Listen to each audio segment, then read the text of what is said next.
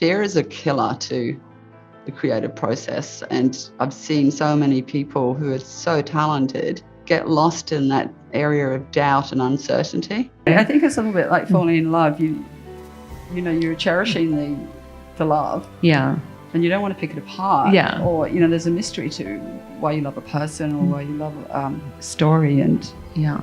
you have to try and build muscles to hear that feedback, because feedback is brutal. It's like, you know, every time you hear it, you go like, oh, I'm never going to be good enough, you know. It's help. Feedback is help. But, you know, you can only take so much at a time. It's a really weird and kind of like sour quality to the whole process. But it's sweet and sour, I guess, is the thing. It's so important to accept that sourness. I love to look at art books to be influenced in a not sort of like photographic way, but in a more emotional way.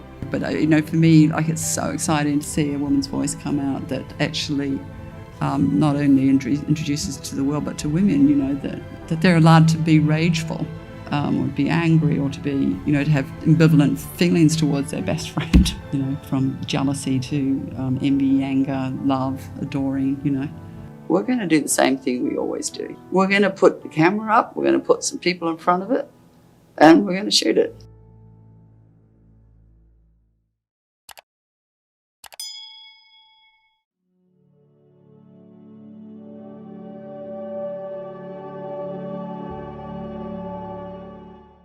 It's all about like the inspiration being so strong that you can carry you through the stresses that you're going to have to encounter to get it done. And for me, when the inspiration's quite weak, you have a lot more fear. And I always think that it's to do with like getting the right proportion of inspiration to fear, and you've just got to have 2% more inspiration than fear. And if you can get that, then you can go. But fear is a killer to the creative process, and I've seen so many people who are so talented get lost in that area of doubt and uncertainty, which fear breeds. So it's really important to love the source material, or whatever the inspiration is, very much, so that you feel this love. There's one interesting choice I was going to ask you about, this voiceover that we only hear at the beginning and then it sort of drops out. Like, why have that only at the beginning? Well, I wanted to steer the people's attention towards Peter, because we see him only very briefly at the beginning of the film, and then he's off at school before he comes back. But I want them to know, right, that, so, you know, in the back of their brain somewhere, I don't know if it works. I think most people can't remember what's said, but I tried to keep it. I had one more complicated version of it, which I think had a lot of great texture, but you couldn't remember it at all. But I think he's basically just saying, you know, you got to help your mother. Yeah. And that might just trigger a memory later, and just to know this isn't just going to be a story about two brothers that are not getting on anymore, you know. Experience. I didn't know myself for a long time how deep this story goes for me, but I actually had an evil nanny. Who was like from the age of 5 to the age of about 11. My sister and I had to deal with her, and she was real bitch, or real cunt, I have to say. And she was a disturbed person, and she would like separate us from our parents and, you know, not let us near them, and we were told we were never allowed to say anything about her, and also she would get violent, and she actually whipped me once, you know. Oh, wow. With a horsewhip. So in a way I understood That. I realised, feeling. I know Phil. Wow. I really know Phil. So, I mean, you know, from the other side. And, Yeah. you know, I remember always knowing where she was in the house, you know. Like, I would think, oh, she's up in that bedroom. Okay, so I can be okay here. Oh, that's so interesting. Yeah. And So it was scary. actually really haunting. And, you know, she actually died from some disease she had. It was really tragic and horrible, but we didn't care. We were so happy she was dead.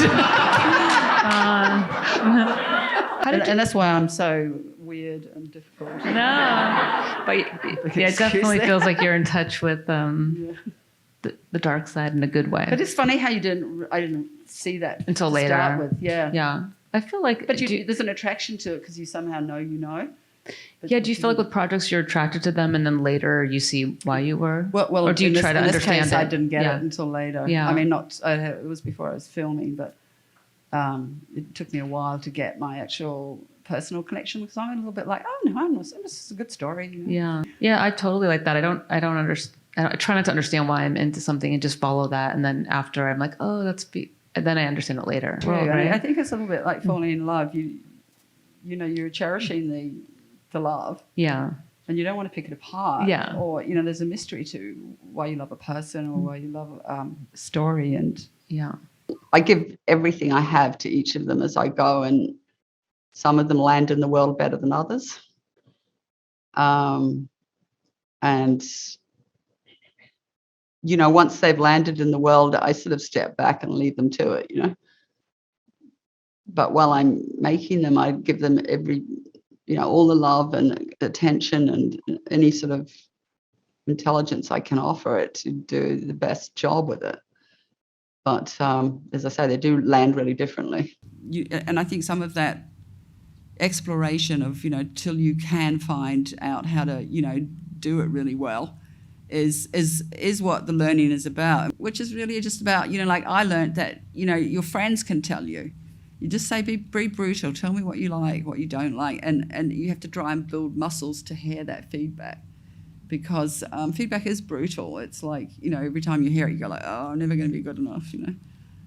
But you can have that attitude of like, it's help. Feedback is help, but, you know, you can only take so much at a time. It's that really difficult thing. You know, you need the truth, but, I mean, it's like you need inspiration to do really well, and you need you know, to learn, and there's a little bit of fear and pain involved in that, but you've got to have the people that love you and support you and a little bit like seeing you into a future that you're not quite there yet with, you know, like having someone that love is so important to this process, yet you still have to have the determination to do better, to fix it, you know. And it's quite it's a really weird and kind of like sour quality to the whole process, but it's sweet and sour, I guess, is the thing. It's so important to accept that sourness, and I think, you know, have it as part of the process. It's just it, you know. I don't know many filmmakers that get carried away by themselves because they just know how many times they've failed, you know, in whatever project they're doing. They fixed it, and you know, so you know, I've learned to be a great failure. Well, in a way. I think Your portraiture of men is so acute, and every time I see your movies, I'm very affected by it. In one way or another, I find it really precise, but really compassionate and brutal at the same time, meaning it's unsparing. In this one, the composition of the character of Benedict, I could not imagine before seeing the movie him doing that part, but you did. So how did you choose him? Well, I think one of the excitements is having an actor that you can't imagine come into the performance that they do. Mm-hmm. I mean, the calculation that I made was that Benedict is an amazing actor. He certainly is. And he's a very charismatic man and intelligent, and he had the hunger. And I was also sort of had this instinct that, you know, we had to do some psyche work together, something that went further than normal. I just sort of asked around and found out about this woman called Kim Gillingham, who does dream work, and she's trained by Sandra Seacat and Marion Woodman, who's a really amazing Canadian Jungian therapist, because I really felt that we had to my three build him favorite from the, words, Canadian Jungian therapist. I mean, we had to build him from the psyche up. And I also needed to be opened up to the depths of the story. Like I was sort of sitting on the edge of this amazing novel, you know, Thomas Savage, who lived the life, and thinking, oh my God, how am I going to get inside, you know, be inside it? And we did it through our dreams. both Wow, of us. Yeah. what do you mean by that? Like you analyze your dreams and I had the dreams. I wrote them down. I met with her and she sort of got me to lie down, soothing music and everything. And then she started, with the script to facilitate almost a discussion between myself as Phil and Jane, the director. wow. She said, Jane, you're Phil now. And she said, so as Phil, what would you want to tell Jane about, what she needs to know to tell your story? Wow, how beautiful. And immediately I said, I was so harsh, I was so tough, saying to, the Jane, the director, well, that bitch has got to get real. She's got to take off that little white scientific coat of hers and get dirty. Just get in the dirt. How like because him? that's the truth, Yes. And I know, and I was going, wow, yes, I do. Yeah. I mean, so it was really just facilitating a conversation, clearly, that would be very hard to do alone between myself and an imagined character.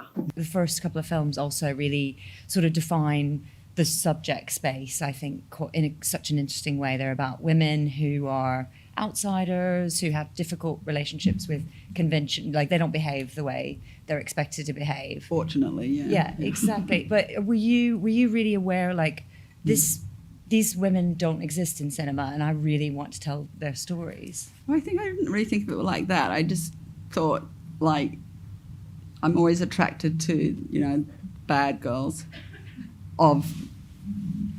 in literature as well, like if you think of Emily Bronte. Emily Bronte was unsociable, incredibly unsociable. She wouldn't go out, and yet here she is writing, I think, one of the sexiest men. I mean, she's undoubtedly a virgin. We've got Emily Dickinson, who was the social outcast, really, who lived and worked in her room and lived a life of literature. And for me, a lot of these women shunned the world for a good reason. The world was not welcoming to them. And, I think that they created their own, through their imagination, a preferable world. But, for me, like, it's so exciting to see a woman's voice come out that actually not only introduces to the world, but to women, that they're allowed to be rageful, or to be angry, or to be, to have ambivalent feelings towards their best friend, from jealousy to envy, anger, love, adoring, And because I think even that, like, for a long time, the patriarch has ruled so much stuff that, and they have a very particular vision of how they want to see women, which is either the like the mother type that does everything for everyone and everywhere, or the no little cute innocent. And this is not a prescription for a life. The understanding of who really women are in the world through cinema is kind of curated through men.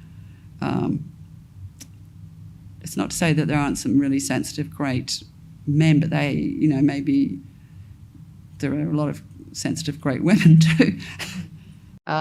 Sweetie itself was a sort of story written by myself and my ex-boyfriend at the time, Gerard Lee, who I've done a lot of writing with since. And we just sort of wrote about, in disguise, ourselves and our family.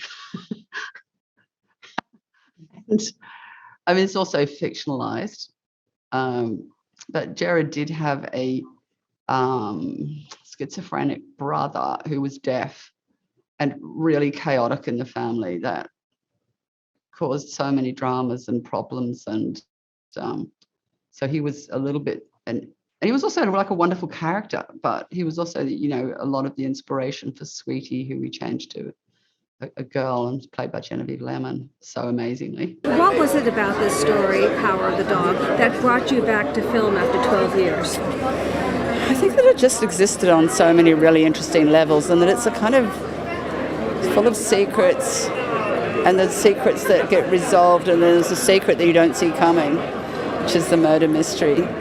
And then you have to think your way right back through the story to figure out how you missed it, how it happened. I mean, I feel like I maybe don't prepare to the level you do, but I do prepare similarly. Yet I'm still terrified when I get on to the set. Yeah. You know, I've gone like, I've freaking tried to prepare. I've tried to do everything, and I just still don't feel I know what to do at all. What to do at all, and it's not till I'm driving there with my first assistant, and I'm saying, I don't know what to do.